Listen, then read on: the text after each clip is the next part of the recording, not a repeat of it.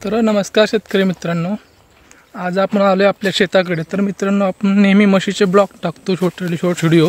तर आज तुम्हाला आपले शेत वगैरे दाखवतो। पण बघू शकता मित्रांनो, हा आपला ऊस आहे। हे सर्व ऊस आपला आहे। हा इकडे मोठा आता हे नवीन लावलेला आहे आणि हा आता कारखान्याला जायला आलेला आहे ऊस हा। आणि मित्रांनो, इकडे बघू शकता आपण हळद पण लावलेली आहे। आपली हळद आहे 3 एकर। इकडे बघू शकता मित्रांनो, कसले एक नंबर क्वालिटीची आपली हळद आहे। मी मध्ये जाऊन दाखवतो तुम्हाला सर्वांना। हे बघू शकता, याला आपण नेहमीचे खत पाणी एक नंबर करतो चांगल्या पद्धतीने। आणि ह्या आपण जे खत पाणी ह्या ड्रिपने आपण यामध्ये सोडतो, म्हणजे जेणेकरून ते खत पाणी डायरेक्ट झाडाला जाईन, इकडे जमिनी इतर तिथं साईडला वगैरे पडणार नाही। तर बघू शकता आपली हळद आता बघा मित्रांनो, माझ्या इथं ह्या लेवल आली, म्हणजे हळद आपली 3 फुटाच्या वर झालेली आहे।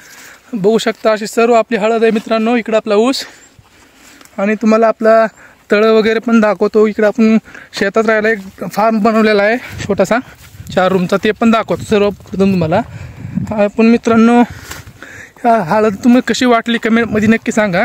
आणि तुमच्या इकडं एकरात किती क्विंटल हळद निघते ते बी नक्की सांगा मित्रांनो।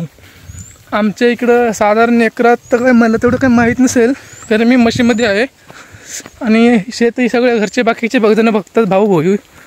तर बघू शकता मित्रांनो, शेतात आल्यानंतर एक नंबर वाटतं मित्रांनो। जर घरी असून म्हशीत राहून आज आपण शेतात आलो तर फार मोकळं वाटते। हे बघू शकता, हा पण ऊस मित्रांनो आपलाच आहे हा। आता हा सर्व तुम्हाला उन्हाने दिसणार नाही, पण ऊन चमकत आहे। हा बघा शकता ऊस तुम्ही मित्रांनो, जवळजवळ 25-30 कांड्याचा ऊस आहे। आणि आपलं हे सगळं रान म्हणजे बरडी आहे मित्रांनो। हे बघू शकता तुम्ही, दगडाचे कसे ढिग लागलेले आहेत ह्या रानाने इकडे। आणि ह्या बरडी रानात असं हे पीक येणं म्हणजे हे बघू शकता, हे हळदीचं रान सगळं बरडी आहे, पण ह्याच्यामध्ये बी आपल्याला उत्कृष्ट असं पीक निघतं मित्रांनो। तुम्हाला मी जेव्हा हळद काढताल तेव्हाचा एक व्हिडिओ टाकेल मी यूट्यूबला आपल्या खिलारी डेअरी फार्म या चॅनलवर। जर तुम्ही नवीन असाल तर तुम्ही सबस्क्राईब करा मित्रांनो आपल्या चॅनलला। भरपूर आपली शेतीची माहिती वगैरे तुम्हाला मी दाखवेल। आणि मित्रांनो, इकडे बघू शकता आपण एक शेततळ बांधलेलं आहे, तुम्हाला मध्ये जाऊन दाखवतो मी। आणि हा मित्रांनो बघा ऊस तुम्ही कसं मस्त पद्धतीनं आलेला आहे। आणि मित्रांनो, हे शेततळ्याची गरज म्हणजे आता आमच्या इकडे मागच्या 2-3 वर्ष झालं भरपूर दुष्काळासारखं होता, म्हणजे कॅनलला जर पाणी आलं तर आम्हाला पाणी जायचं। त्यामुळे आपण हे तळं बांधून घेतलं एकराचं। तुम्हाला तळं पण दाखवतो आणि आपला इथं घर बांधलं आपण छोटंसं 4 रूमचं, ते पण दाखवतो मित्रांनो। तर मित्रांनो, शेताकडे एक मजाच असते अलग। इकडे बघा आम्ही तळ्यावर जाण्यासाठी बी पायऱ्या वगैरे बांधलेल्या आहेत। हे बघू शकता मित्रांनो, आपण इकडे घर बांधलेले आहे। सर्वप्रथम तुम्हाला तळं दाखवतो, शेततळं आपलं।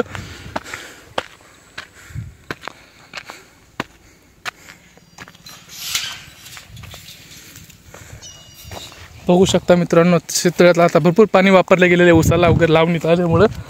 आता हे शेततळ आपलं मित्रांनो एकराचं आहे, तर तुम्ही सांगा कमेंटमध्ये की ह्याच्यात किती लिटर पाणी बसलं असेल। हे बघू शकता, ह्याच्यामध्ये आता आपण भविष्यात म्हणजे मच्छी पालन पण करणार आहोत, जेणेकरून काहीतरी थोडा 4 पैसे आगाऊ येतील, यामधून बी उत्पन्न होईल आपल्याला। सध्या शेवाळ पण भरपूर झाले, ते काढून घेऊ काही दिवसांनी। तिकडे आपली आमराई बघू शकता तुम्ही, ते तळ्याच्याच पलीकडच्या साईडने। चला, आपलं काही मध्ये काम नाही जास्त।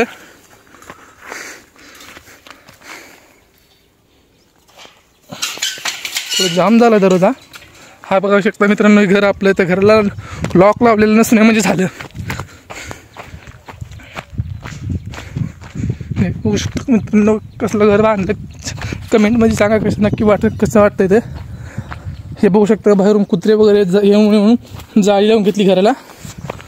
तर घरामध्ये मेन डोअर तर लॉक आहे, पण बाहेरचा चालू आहे, त्याला कुलूप लावलेलं नाही। तर आपण हे बघू शकतो थांबामध्ये।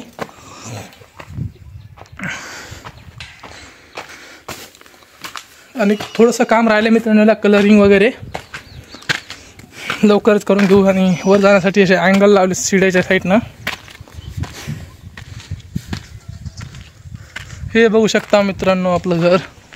आणि आपण इकडं केबिन जमीन आपलीच आहे।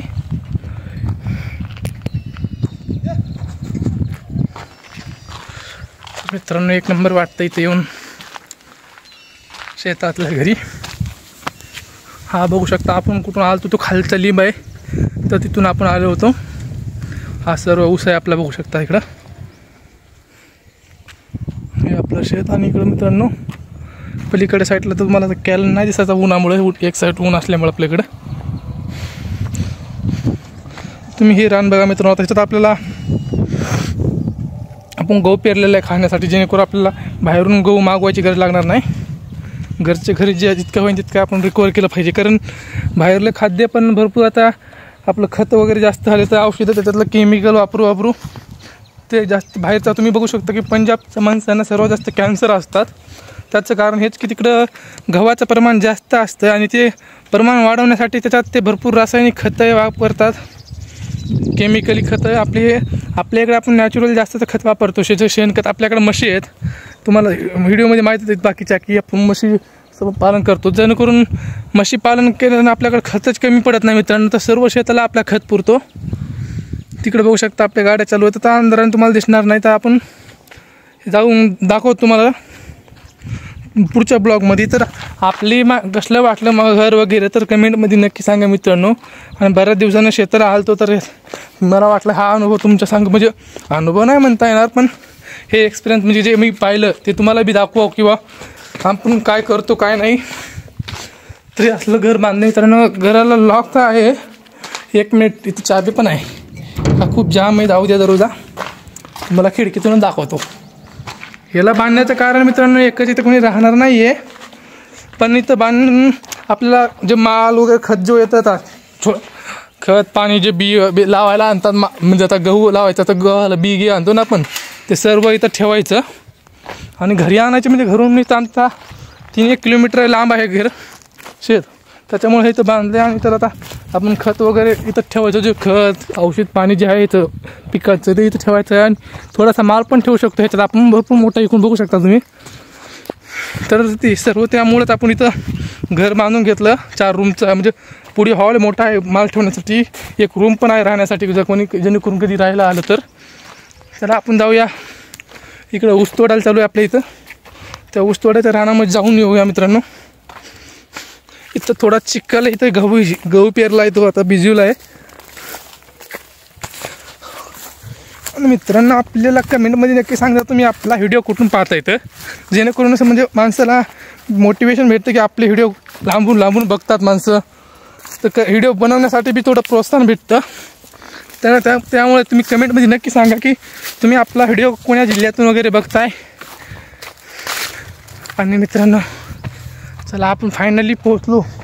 हा भरपूर इकडं ओला भाग होता, आलो फायनली आपण आपल्या उसाच्या शेतात, जिथं बैलगाडी चालू आहेत.